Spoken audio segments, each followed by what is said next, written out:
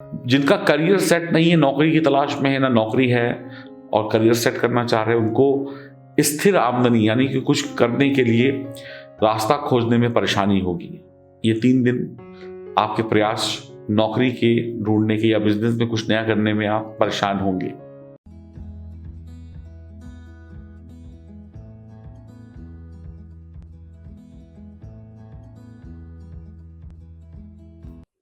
नमस्कार दोस्तों, मैं एस्ट्रोलॉजर सचिन स्वागत और अभिनंदन करता हूं अपने सभी प्रिय दर्शकों का। उम्मीद करता हूं आप लोग बहुत अच्छे होंगे, खुश होंगे, प्रसन्न होंगे। ग्रहों के द्वारा बनने वाले अशुभ योग हमें हानि देते हैं। इसमें कोई शक नहीं है कि हमें आने वाली मुसीबतों से बचना चाहिए। परेशानियों को अगर वक्त पर जान लें, परेशानियों को अगर वक्त पर पहचान लें तो हर एक इंसान के लिए ये राहत की बात है। नुकसान कम होगा या नुकसान बिल्कुल नहीं होगा, ऐसा भी संभव है अगर आप वक्त पर जागे तो। वक्त रहते सावधानियां और उपाय कर लिए तो काफी हद तक सुधार हो जाएगा। ये बात बिल्कुल सत्य है। यही ग्रह हमें अच्छा फल देते हैं, यही ग्रह हमें बुरा फल देते हैं। इसी प्रकार हमें हमेशा सतर्क रहना चाहिए। कभी भी मुसीबत आ सकती है तो कभी भी खुशी आ सकती है। तो आइए जानते हैं, जब कुछ ग्रहों का अशुभ संयोग आपके जीवन में कुछ परेशानी दे सकता है, वो परेशानियां क्या होंगी, कैसे इससे बचा जाएगा, कैसे इसका उपाय होगा, ये सब कुछ मैं आपको इस वीडियो में बताऊंगा। अगर आपकी जन्म कुंडली में ग्रहों की स्थिति मजबूत है तो आपको परेशानियां कम होंगी। अगर आपकी जन्म कुंडली में ग्रहों की स्थिति कमजोर है तो परेशानियां ज्यादा भी हो सकती हैं। और वक्त रहते अगर आपने समझदारी दिखाई, उपाय किए तो मुसीबतें कम हो जाएंगी। यह जो जानकारी है वह चंद्र राशि और नाम राशि पर आधारित होगी।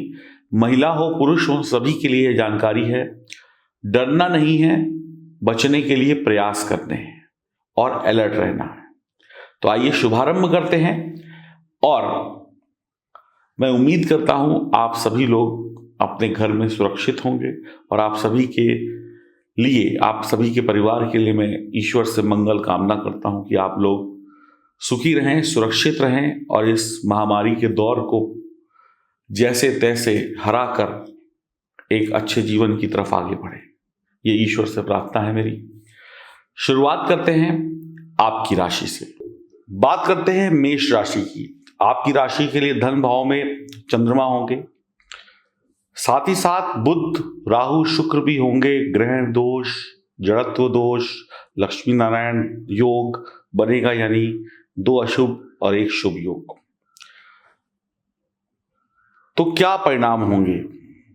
12 तारीख सुबह 6:30 को चंद्रमा वृषभ राशि में होंगे, जहां पे मजबूत स्थिति में होंगे चंद्रमा। और 13-14 तारीख शाम 7:30 बजे तक लगभग यहीं पर रहेंगे। तो अब क्या कृपा होने वाली है चंद्रमा की और बाकी ग्रहों का उसके साथ होना, क्या लाभ क्या हानि देगा मेष राशि वालों को? आप अपने जीवन में वित्तीय यानी पैसों के उतार चढ़ाव को यहां पर देखेंगे।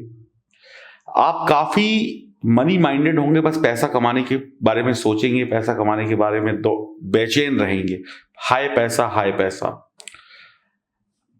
आप अपनी या अपने परिवार की खुशी पूरी करने के लिए, परिवार को खुश करने के लिए, अपनी खुशियां पाने के लिए किसी भी स्तर तक नीचे या ऊपर जा सकते हैं। मुझे पैसा चाहिए, मुझे जो करना पड़े मैं करूंगा, चाहे वो बहुत नीचे जाने का काम हो, चाहे वो बहुत ऊपर उठ कर करने का काम हो। मुझे छोटा ही काम क्यों ना करना पड़े, मैं करूंगा। मुझे कुछ भी हालत में खुद को और अपने परिवार को पैसे से मजबूत करना है, ये माइंड होगा आपका। या बेचैन होंगे कि खूब पैसा चाहिए मुझे और चाहिए। अब पैसा कमाने का आप सपना देखेंगे, इसके अलावा कुछ नहीं करेंगे। राहु जो है आपको सिर्फ सपने दिखाएंगे। अब पैसा कमाने के लिए आपको काम भी करना पड़ता है, पैसा तभी आता है। तो कुछ लोग पैसे कमाने की बातें करेंगे, पैसे कमाने के सपने देखेंगे, लेकिन उसके लिए मेहनत नहीं करेंगे। यहां पे राहु ये चीज खराब कर देंगे। योजनाएं बनाएंगे, ऐसा कर लेंगे तो ऐसा हो जाएगा, ये ऐसा कर लेंगे तो इतना आ जाएगा, वैसा कर लेंगे तो उतना आ जाएगा। सपने देखेंगे, योजनाएं बनाएंगे, लेकिन सब हवा में। आप सुख सुविधाओं को देखेंगे, लेकिन पूरा करने के लिए कुछ लोग प्रयास नहीं करेंगे। आप आरामदायक जिंदगी, ऐशो आराम की जिंदगी जीना चाहते हैं, उसकी इच्छा रखेंगे कि जीवन में सुख सुविधाएं हो, नौकर हो, एक हाथ में ये चीज हो तो दूसरे हाथ में वो चीज हो, सब कुछ घर की चीजें हो, एसी हो, ये हो, फला हो, ठिकड़ा हो। इसके लिए जितनी मेहनत करनी होगी शायद उतनी मेहनत ना करें। इच्छाएं खूब रखेंगे, कोशिश करेंगे कि मैं 100 रुपए कमा लूं या 10 लाख कमा लूं, लेकिन उतनी मेहनत नहीं करेंगे। कई बार आप उन चीजों पर पैसा और वक्त दोनों खराब करते हैं जिसकी जरूरत ही नहीं है, और अपने आप को परेशानी में डाल देते हैं। जो बचा कुचा धन होता है वो भी ऐसी जगह पे लगा देंगे इस समय में जिसको करने की कोई आवश्यकता नहीं थी, लेकिन बुद्धि काम नहीं करती, राहु बुद्धि को भ्रमित कर देते हैं और आप गलती कर बैठते हैं, बाद में पछताते हैं। भोग विलास, कुछ लोग भोग विलास, औरतों के पीछे भागना या किसी प्रकार का नशा करना या किसी प्रकार की चीजों में पड़ जाना, जो चीजें सही नहीं हैं उसमें लिप्त होकर, पढ़कर, बुरी आदतों में पढ़कर कष्ट देंगे खुद को, परिवार वालों को। दूसरों को बुरा भला कहकर रिश्ते बिगाड़ लेंगे। जो आपको अच्छा करने की सलाह देगा उससे दुश्मनी ले लेंगे। ये सब चीजें आपको बुराई की तरफ ले जाएंगी। दूसरों के लिए बुरा सोचेंगे, इसके पास ये है तो इसका ये हो जाए। जिससे कुछ लेना देना नहीं है उसके बारे में भी बुरी सोच रखेंगे। जिसने आपका कुछ बिगाड़ा नहीं, जिसको जानते नहीं, उसको भी 2 गाली दे देंगे। आपका भाग्य कमजोर हो जाएगा।